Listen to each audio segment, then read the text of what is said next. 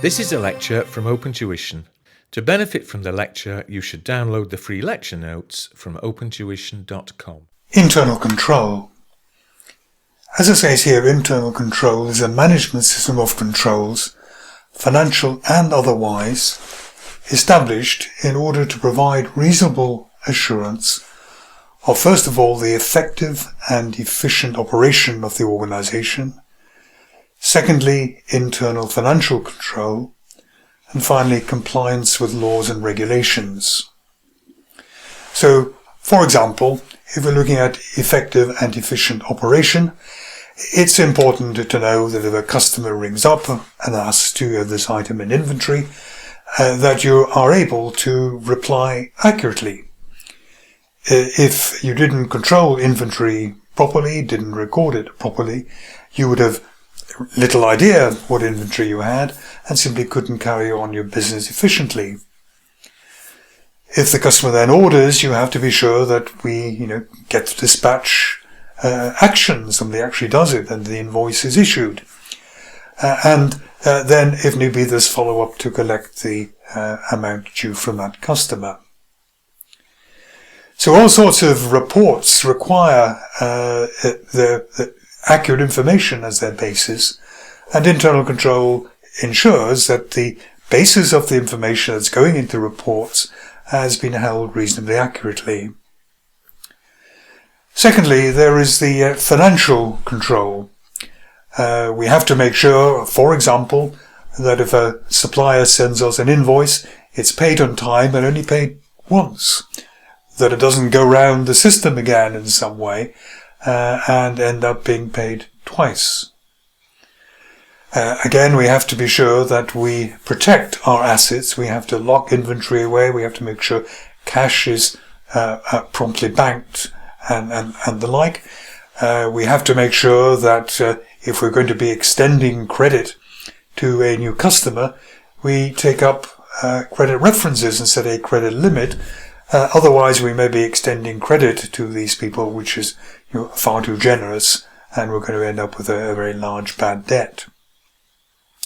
And then compliance with laws and regulations. A simple way of seeing that is you have to pay the right sales tax, you have to pay the right corporation tax, you have to make the right deductions from your employees' salaries to pay over to the income tax authorities. So if internal control is missing, if basically the operation is a bit of a mess, you will not be able to have a reasonable chance of complying with any of these three elements. It is absolutely the responsibility of the directors to ensure that there's an adequate system of internal control in place. This is part of corporate governance. And every year, the audit committee should review the need for an internal audit department. We'll see what an internal audit department does presently, but it's very, very closely involved with ensuring that the internal control system is operating properly. Now, the elements of internal control, what makes up a system of internal control? And to some extent, we've got two sources for this. Down the left, we have a list of 5 elements, which is given in an international standard of auditing, an ISA as it's called. So this is issued by the various standards boards, IFAC ultimately. They issue these for auditing and for financial reporting. And the one on internal control says that an internal control system comprises, first of all, of a control environment. And think of a control environment as a culture within the organization that ideally will treasure and value the internal control system. In some organizations, management sees internal control, the idea that you have to have amounts authorized, you have to do reconciliations, you have to lock inventory away. They see that as a bit of a nuisance, and they see that internal control is an impediment to doing business. And if you start off on that kind of assumption, then it's very difficult for internal control to be taken seriously. So what you want is an environment or a culture which treasures, which sees the benefit of good internal control, and this should come from management down, and management lets everyone know that it's very important to comply with these rules. There's a risk assessment process. We have to assess where can things go wrong, where might money leak out of the system, where might we not have proper authorization, maybe for overtime or that sort of element. And of course this will change as the business grows and changes what it does. If it suddenly starts exporting abroad, then we need to think of internal control mechanisms which will do something to, about the risk of currency movements. The information system. An easy way to think of the information system is to think of an organization which doesn't prepare any monthly management accounts. It's going to have to wait really a whole year before it has any idea what's going on, before it can monitor any sort of expenditure to see whether the expenditure is roughly on budget. It has no information coming in earlier to do anything different. If, however, you have monthly management accounts providing monthly information, here's what's happening to wages and salaries in January, February, March, April. Is it going above or below budget? Is something peculiar happening, our expenditure? Then, of course, you're getting a kind of advance warning, maybe, or that perhaps something is going adrift. And maybe what we need to do is to assess our internal control operations.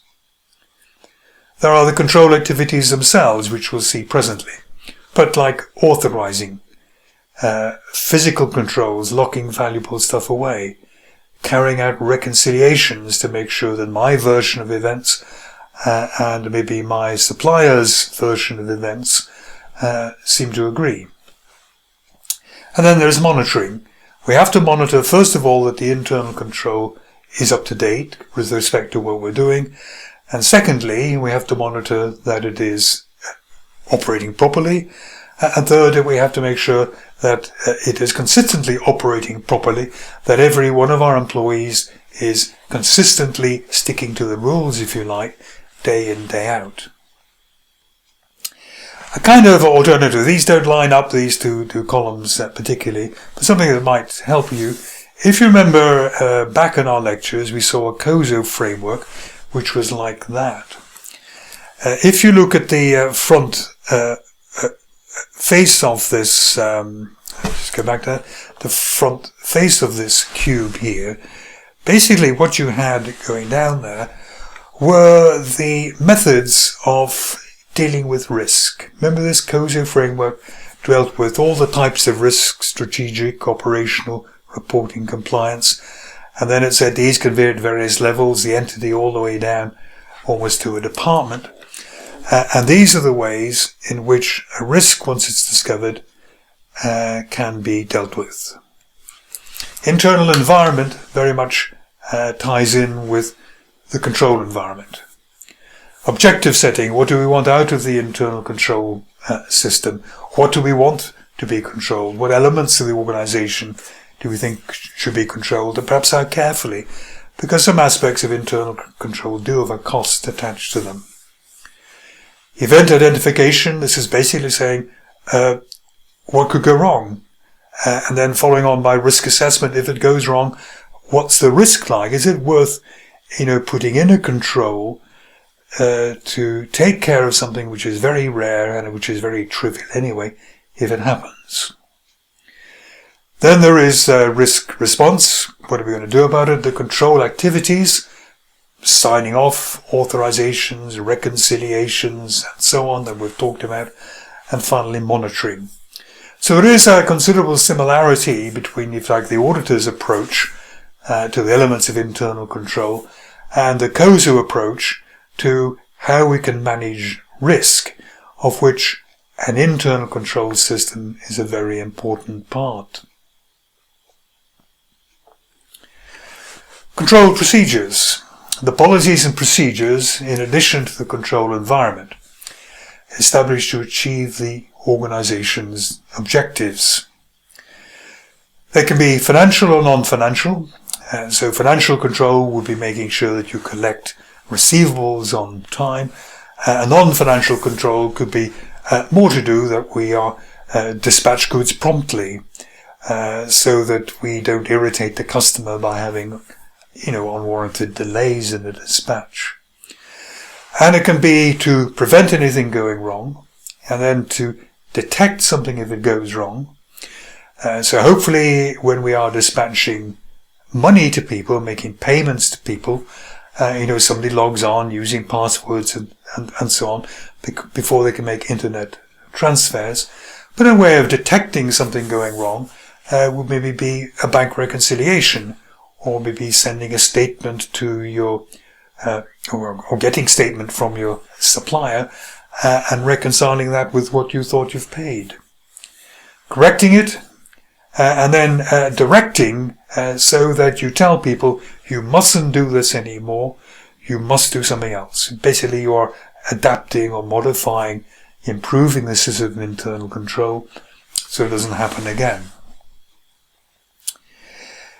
We're looking to establish controls over financial risks and operational risks. So financial risks, plain enough, the loss of money. Operational risks like delays, like not ordering goods quickly enough, so that we run out of goods, and therefore we have all our workforce standing around idle simply because there's no raw material with which to make the products. Here are the types of procedures typically found. First of all, you have segregation of duties. And segregation of duties means trying to split up a transaction so that more than one person is involved. So if you had a purchasing transaction, ideally one person would place the purchase order. A second person would ensure that the goods have come in and inspect the goods. A third person would approve the invoice, making sure the goods had been received, making sure they agreed to the order. And then a fourth person would actually be in charge of dispatching the funds. The great thing about segregation of duties is you now have 4 people being involved, and if an error has happened, the chances are that one of these 4 is going to identify it. And the second reason is that if you have 4 people involved, fraud becomes much more difficult, because these people in a way have to collude. They have to kind of trust each other and get together to commit a fraud. If one person can order the goods, inspect the goods, approve the invoice and make the payment, that's very easy for that person to make a fraud. Goods could be ordered needlessly and be sent to relatives and so on, or maybe you could be paying invoices that are entirely fictional. Physical control, items like inventory, cash, portable non-current assets like laptop computers. Authorization and approval, for example, approving purchase orders, approving overtime requests. Management, looking at what's happening, keeping an eye on stuff really, seeing if maybe people seem to be working overtime, yet we're not actually very busy at the moment. Why are they doing that? Or maybe detecting that there seems to be a very heavy run on some item of inventory. Have sales really increased, or is there some theft at work? Supervision, watching people, asking people to report to you, asking people to show you what you've done, show you the results of what you've done today, to prepare summaries of your work. If you know you're being watched, first of all, you take more care anyhow, and secondly, you are going to be deterred from any sort of illegal activities. Organisation, the organisation of the business, and the way most businesses are organised. You have your, let's say your sales department, you've got your purchases department, you've got your accounts department, you've got your marketing department and the like. And within that, you normally have some sort of hierarchy going down. You'd have your accounts department, of course, out here as well. And what we need is a proper kind of management structure. People at the bottom being supervised and watched by people up there, and then it's been watched by people up there. And there's an element of reviewing goes on. This person does something, this person checks it, then finally it's approved by the manager. So having a good management structure that everyone knows who's responsible for what, to whom do I have to report, who can tell me to put a new employee on the payroll, for example, is important in enforcing internal control. Arithmetic and accounting, like take out a trial balance, like do a bank reconciliation, like reconcile the amounts on your payables ledger with the statements coming from your suppliers. These are arithmetic and accounting procedures, even something as dull as looking at an invoice when it comes in and making sure, yes, it seems to add up and so on. The VAT seems to be correct. Reconciling control accounts to the sum of individual ledger balances. It's all quite important stuff. Still, even in a situation where quite a lot of IT is being used. And finally, personnel. Make sure you recruit people who have got the right skills. If you recruit people who technically are not up to it, don't know what to do with certain transactions, then quite obviously they are going to be making errors. So they don't have the skills at the moment, you have to try and train them up. If they can't be trained up, maybe they have to be moved to another job. Where there's a lot of cash and valuable inventory involved, you might want to look for criminal records. You might want to take up references with their previous employer to ensure that they are trustworthy. What we have are underlying our activities, our control activities, control objectives, control procedures, and then it can be control tests. So a control objective is that we don't want overtime to be paid. A way in which we can ensure that's happening is a control procedure. All timesheets should be authorized by the manager.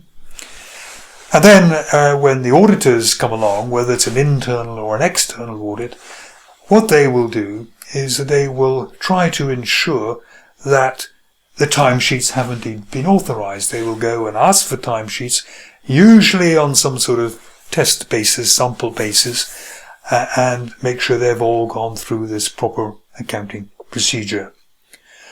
Auditing, by the way, rarely means checking 100% of all transactions. Just think of the huge amount of work. There will be duplication of work that would be involved in that, and the cost associated with it and the delay associated with it. So the normal way of conducting an audit is maybe to look at 20 timesheets, 50 timesheets maximum over a year, make sure they've all been properly authorized, and that is evidence that the control is indeed operating. There can be some limitations in internal control. People can still make errors. Even if you have segregation of duties and one person is kind of checking another, errors can still creep through. You can have collusion. People collude on a fraud or collude to cover up a mistake, for example. Sometimes people bypass control. So, for example, you have forgotten to order goods. You're nearly down to the last item. After this, the workforce is going to be idle. You know you should go through some sort of procedure to phone round 3 suppliers, get the best deal, issue a proper order, have it authorized and so on. But as a kind of emergency basis, and maybe for the best will in the world, you just phone up the supplier and say, could you send these tomorrow? Sometimes the costs will be greater than the benefits and you simply don't bother with internal controls. You live with the risk that may in fact then result. There may be non-routine transactions, sufficiently non-routine that you haven't established a methodology, you haven't established a system of internal control. So in some companies they have great controls over the purchase of vehicles for staff, purchase of vehicles, say, for sales staff, but they're actually a little lax when it comes to getting rid of those vehicles, disposing of them. That's a bit dull. Selling a second-hand car isn't nearly as exciting as buying a new one. And there have been incidents where, people have been selling second-hand cars owned by the company, but selling them cheap to their relatives, because this is a relatively low-level sort of transaction. Maybe doesn't happen that often, and it kind of crept under the wire, so to speak, without a proper control being there.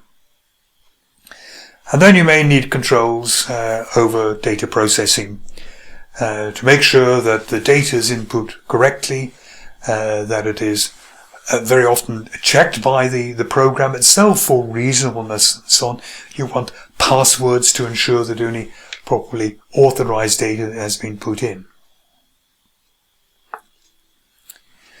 Now, internal and external audit. We in CIMA, we major on external audit. CIMA people don't really get very involved. We major in internal audit. CIMA people don't get particularly involved in external auditing. But you've probably come across external audits. The auditors come along once or twice a year. And what they're concentrating on is really quite narrow. They are concentrating on the annual financial statements. And they want to be able to give an audit opinion which says the financial statements show a true and fair view. In other words, they have no material misstatements within them. External auditors do a little bit to examine internal control, but that's really a mechanism that helps them eventually sign the audit report. Internal audit, very different. Internal audit, very often, usually in fact, employees of the company. External auditors must be independent. But within internal audit, ideally you want it to be independent, and we just have to think about how independent can an employee of a company be. But ideally it's an independent appraisal activity established by the organization as a service. It examines and evaluates the adequacy of the internal controls, and it analyzes the effectiveness of all parts of the operations and management. So although an awful lot of what it does is looking at internal controls, some of what it does are kind of other assignments where internal auditors are asked to look at other aspects of the operation. Listed companies should, as I think I've said, annually review their need for internal audit. If there is an internal audit established, really you want it to be reporting most of the time to the audit committee. The internal auditors certainly must have access to the full board. What you don't want is a system where the internal auditors only report to the finance director, because the finance director is probably the person ultimately responsible for the system of internal control. And it's not very comfortable if you, the internal auditor, have to report problems to your boss, really, about the system that your boss has implemented. And your boss may want to cover that up. Your boss may not want, the finance director may want to suppress the idea that a fraud has occurred because of poor internal control. So you give much more strength to internal audit if they can report to the audit committee, this independent committee of non-executive directors, who then can take up problems at full board meetings. The internal audit guidance, the CIMA guidance given for internal audit is as follows. The aims should be agreed by the board. It covers all aspects of controls, not just accounting. Internal auditors should have full access to all documents, all people, all explanations which they need. Internal auditors ought to be able to, for example, read the board minutes. You don't want internal audit feeling that, sensitive information or embarrassing information is being withheld. Here, as I said, clear access to the CEO, the chairman of the audit committee. We report to the audit committee on a habitual basis, but access to the top. Should be independent of executive management. So you want an internal audit team which really doesn't have to do what the finance director says. You want an element of independence so these people can look into nooks and crannies where maybe the finance director doesn't want light to be shone. They should adopt best practice. They should keep up to date with auditing standards to know what's the best ways of doing audit. They should be consulted on major business changes, because usually if the business changes, it needs additional or different systems of internal control. So if you began exporting abroad and now you have foreign currency coming in, it's better if you've talked to internal control before that happens, so that together you can hammer out some system of dealing with this foreign currency. No operational involvement elsewhere. Clear communication through an internal audit report of findings, and the performance of the internal audit department should be regularly assessed, as should everyone's performance in the organisation. But if, for example, a large fraud was discovered, not by internal audit but by somebody else, internal audit had missed it, then quite obviously it's raising questions about the effectiveness of the internal control department. The quality of the internal audit team is important. Are they objective? We've talked about that. Are there any restrictions on what they can report? Are they members of a professional body? If you're members of a professional body, then that membership can give you a kind of strength, because you can, if needs be, go and ask that professional body for help and advice. You need competence. You need enough resources with the people with the right skills. You need to send them on training courses and so on. So they need to be properly qualified and experienced, basically. And finally, you want them to take a systematic approach. So quite often what internal audit does is they do maybe 2 departments every year. So you want to make sure we've done sales and purchases this year. Next year we'll do non-current assets and wages and salaries. Next year we'll maybe do the IT department and the marketing department. And we go around these in a systematic way. And also we complete systematically documentation. The documentation will set out in detail the tests that we want to do and what the findings were and what the conclusions are from that work. So that next year auditors can look back at that to see what's happened. They may want to see, yes, they've improved the method of work, they've taken our advice and the like. So good documentation, very important in all sorts of audit. The types of audit, or the types of assignment that internal audit can get up to. We'll just look at 1 or 2 of these here. We have transactions audit. That's looking basically at how does a sales transaction take place. Maybe from getting this new customer, opening an account for them, establishing a credit limit, and then approving the order when it comes in, making sure the order results in a dispatch, making sure the dispatch results in an invoice, making sure the invoice results in cash being received. That's a transactions audit. And what you want is an absolutely kind of watertight thread between, say, the order coming in and eventually the cash coming in from that sale. You want to be able to track that backwards and forward. It's called an order trail. Order, dispatch, invoice, cash, and then cash, invoice, dispatch, order, so you know everything is complete. We can have an accounting systems audit. If we go to the 4th one down here, where you look at the system of internal control. You look at the system, you examine it, you think, what can go wrong? Do I need another reconciliation in there? Should we split that function so that 2 people are involved? Are there any kind of loopholes within that system of internal control? Nowadays, increasingly, we have social and environmental audits. So, if the company wants to say in its annual report that our carbon footprint has decreased by 5% over the year, really we ought to be able to back up that claim. An internal audit can get involved in finding out how did you assess the carbon footprint last year? What comes into the carbon footprint? Are you bringing in the carbon footprint already present in the purchases of raw material? Are we just talking about what's incurred in this company, and so on? Social audits will be looking at the male-female mix. We'll be looking at the racial mix of people, because if a company says it's an equal opportunities employer, and somebody asks to see the evidence, then it's important that the evidence is there, and internal audit can get involved in basically checking those figures that they are accurate.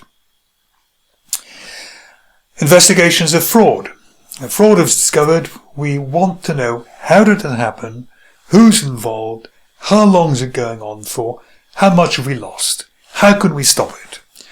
And this is often done in a kind of state of panic and emergency, but internal auditors often know the company, inside out, back to front, and they will often be involved in the special investigations in fraud. The differences between internal and external audit? Well, internal audit reports to management, it's appointed by management, and its power comes from management. External auditors are appointed by shareholders, report to shareholders, and their power comes from the law, from statute. In other words, the law gives auditors the legal ability to see all documents and to acquire all information and explanations they think necessary. Internal auditors are put in potentially a slightly weaker position. If management just said, no, you can't see that, then it's not immediately obvious what the internal auditors can do about that. Internal auditors are normally employed by the company, though it is possible to outsource the function. So you can have, paradoxically, external internal auditors. The proper external auditors reporting on the financial statements must be an independent firm. Coverage. Internal auditors can look at all areas of risk, whereas the external auditors primarily look at the financial statements where they could have gone wrong. Internal audit has a fundamental, really objective of trying to improve matters, trying to make matters more efficient, more watertight, fewer errors, better control over the financial and operational happenings within the organization. External auditors, no real responsibility for improvement, though because they do rely on internal controls, if they do find a flaw in internal controls, they will report that to management. But it's a kind of, a management like that, management see that as valuable, but it is kind of an also ran responsibility of external auditors. The way auditing works is, and this is,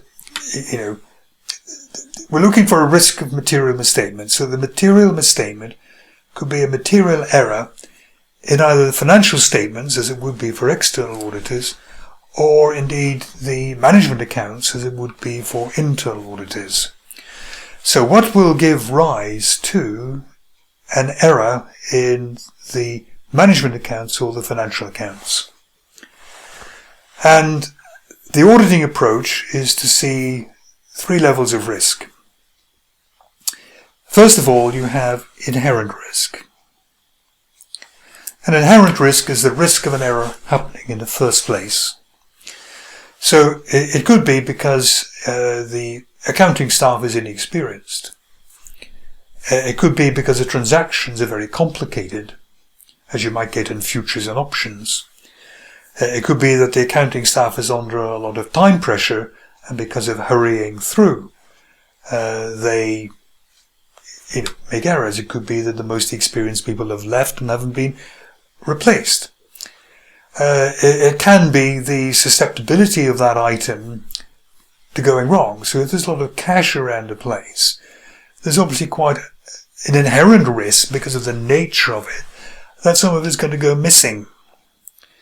Whereas if you're dealing in a builder's merchants and what you had were piles of sand, then there isn't the same inherent risk about sand going missing, at least a valuable amount of sand going missing, as there is maybe about cash in a chain of shops going missing. And then what we have is we know there's inherent risk. So what the business does, it sets up controls. So for its cash, it would say it all has to be banked every night. You have to reconcile the cash banked with the till that you were rigging up as you sold stuff to people. So what we try and do is we put in a system of internal control which should prevent anything going wrong, or if something goes wrong, we'll detect it. Like carrying out a bank reconciliation, we'll detect if you've posted something incorrectly to the cash account. Now both of those have to happen. The error itself has to happen, and it must not be corrected. It must have got through the controls. And if that happens, it will, if you like, get into the accounts, whether they're financial accounts, whether they are management accounts, whether it's report to management, the error is there. And the last line of defense really is an auditor who comes in and looks at what's happening, checks it on a random basis, sampling basis, if you want to say that, applies various sorts of tests. And that's really the last line of defense, because if it gets through that, then, say, the external financial accounts are going to be approved. And maybe management, because internal auditors haven't raised the alarm, will believe the management accounts. So what the auditors do, about the only thing they can do in the short term is that. If there's a business dealing with cash, you're kind of stuck with it. The control system, well, historically we're stuck with it. We might be able to change it in the future, but for the 9 months we've been operating with that control system, it's been churning out results which are possibly not right. What the auditors can change is the detection risk. So if they think there is a very high inherent risk, there's a high control risk, therefore a high risk the error will have got through, then the auditors have to make sure the detection risk is low. In other words, they have to do a lot of work. And the way they can do more work is to increase the samples. So rather than looking at 20 invoices, you look at 200 invoices to see if any errors have occurred. And non-sampling risk is really you put better auditors there. So if you think there's a serious chance of errors being made, then a response is to put more experienced auditors there who have a greater chance of spotting errors when they've been made. Before the audit starts, whether internal or external, it should be planned. So the auditors will discuss with management, they'll discuss any problems. Did the IT system break down during the year at all? Have you changed your method of operation? Have you opened up a new branch? Have you changed your IT system? Is there anything you are particularly worried about? They will look at last year's file. Last year's file will lay out all the problems that were discovered last year. And one of the things they might do is start looking at those problem areas to make sure the holes have been plugged for this year. They can review not the board units, but the board minutes. Ideally, big, serious things should be discussed at the board level. So if there's been a big fraud, you would expect to see it in the board minutes. If dispatch hasn't been working very well, if customers have been complaining, you'd expect to see that being discussed at a board level. If sales have been falling for some reason, you'd expect that to be discussed at board level because maybe there are implications for inventory valuation. So big things, big important things should be discussed at the board, And it's often very interesting for auditors to go through the board minutes to see where the board was concerned. Because if the board is concerned with something, maybe the auditors should be concerned with that as well. And then there are analytical procedures.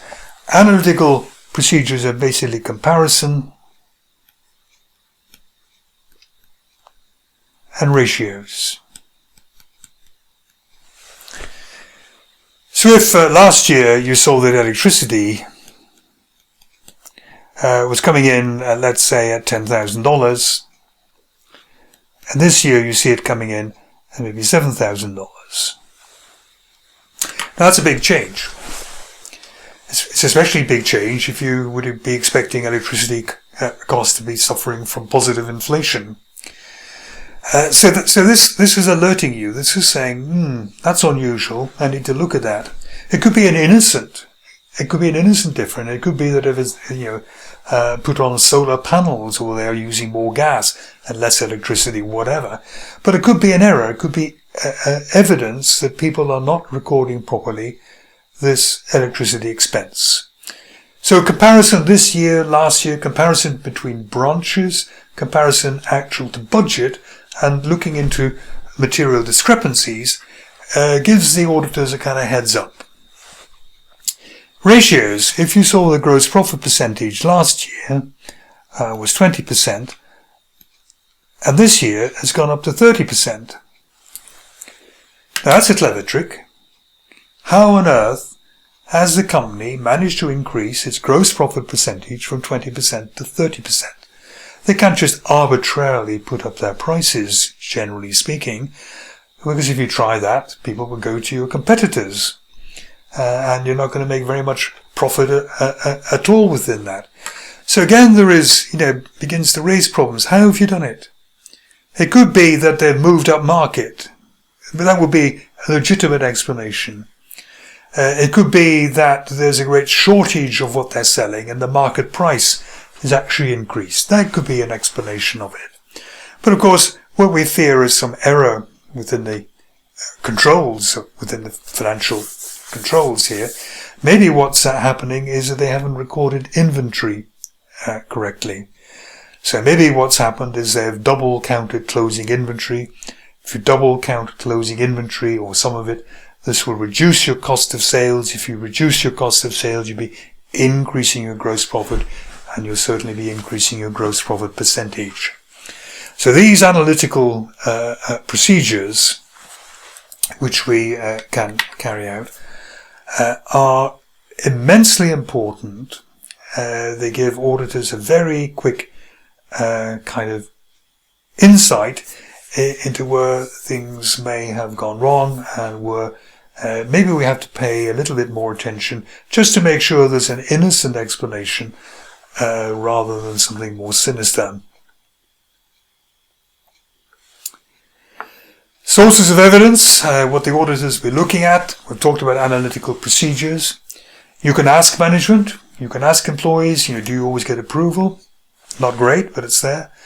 Confirmation normally means confirming from third parties. So you can ask customers, you write them letters and say, how much do you think you owe us? And then compare that to the receivables ledger. That's confirmation. Third party confirmation is very powerful. You can inspect documents to make sure they've got the authorization signature. You can inspect inventory to make sure it's properly safeguarded, to make sure it's kept in good condition, and the like. You can observe things happening. So when goods come in, you expect them to be counted, inspected for damage, to be compared to the order.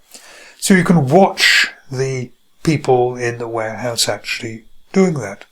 You can watch people doing stock takes. Of course, the danger is they're on their best behavior when they know they're being watched, but it has to be done. And finally, you can have recalculation and reperformance. So if somebody says they're doing a bank reconciliation, you can see it, you can observe it, but until you actually reperform it, you can't be absolutely sure it's been done correctly. You can't be sure they're not just kind of plugging in random figures. to make the bank balance and the cash account agree. You may go through and recalculate some invoices to make sure they have been calculated properly with the right sales tax, VAT and so on applied to that.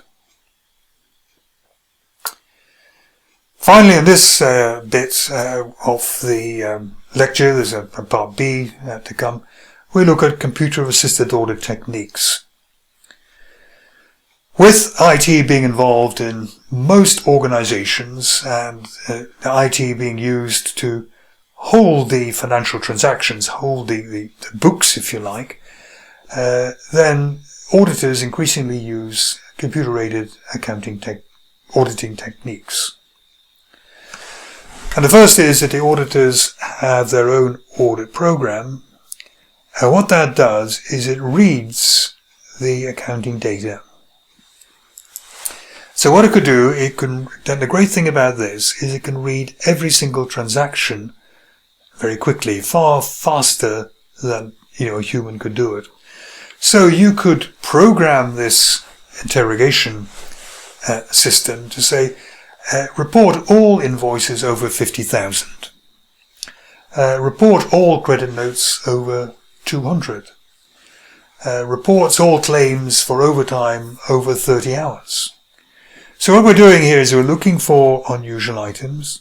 When we're selecting samples to investigate, select 50 items over 100, or between 100 and 1,000.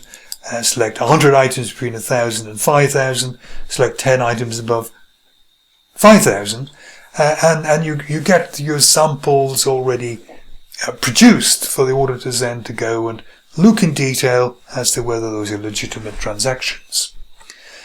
You can reperform calculations. So if somebody says our accounting receivable system, it does this lovely age analysis where you've got less than 30 days, you've got 30 to 60 days, and maybe then over 60 days.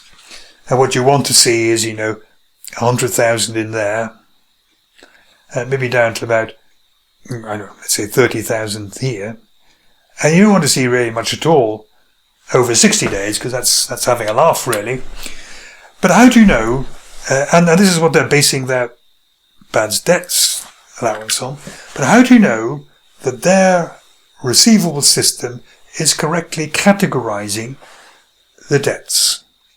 How do you know there isn't either an error in it, an innocent error, or how do you know it hasn't been deliberately manipulated so that it pulls a lot of these debts kind of forward like that to make the receivables look much healthier than they really are? So that's why it can be useful for the auditors to independently reperform calculations. Just something as simple as adding up the inventory file. Because every extra dollar on closing inventory is an extra dollar on profit. Test data. Test data is where the auditors choose data and allow clients' programs to operate on it. So let's say you were told that to eliminate the risk of fraudulent overtime claims, the system will refuse all timesheets which have hours per week more than, let's say, 70. Well, how do you know it's doing that? So what you would do is maybe have 3 employees, maybe a 4th one even, and for employee A, a kind of normal working week, let's say we put in 39 hours. That should go through no problem. Employee B, maybe put that person in 80 hours. That person's time should be rejected. Employee C, well, if they got off 70, let's just see what happens if we put in 70. And just to make sure it's a really resilient system, what would happen if somebody put in minus 10 hours? It should never happen, but what will the system do? Will it make the system kind of freeze and break down, or will the system be set up just to reject silly amounts like that of hours?